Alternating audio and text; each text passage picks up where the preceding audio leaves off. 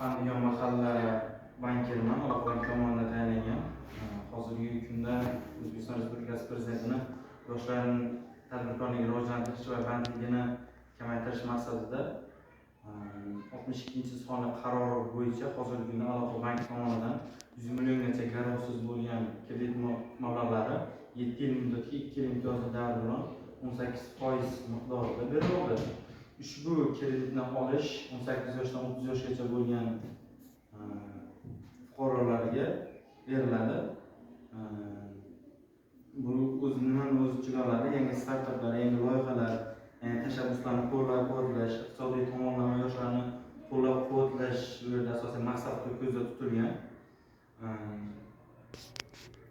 Keyin yana bu summamiz tartibiga qarab o'zgaradi. Ya'ni 7 yil, 2 yil imtiyozli davr, 5 yil to'lash bilan jami 5 milliardgacha yuridik mijozlarimizga tadbirkorligi bor, YTT, NCJ, oilaviy korxona sifatida faoliyat yuritayotgan 18 yoshdan 30 yoshgacha bo'lgan fuqarolarimizga jami 5 milliard so'mgacha 20 ta ishchi o'rni yaratish talabi bilan berilmoqda.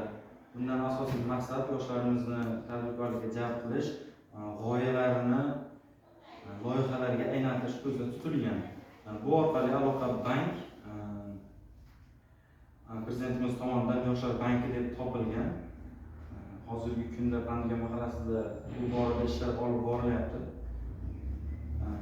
Bu borada yana kredit olishga qiziqmoqchi bo'lganlar, takliflari, loyihalari yo tadbirkorlik qilish istagi bildirganlarga 18 yoshdan 30 yoshgacha bo'lgan fuqarolarga shularni taklif qilyapmiz.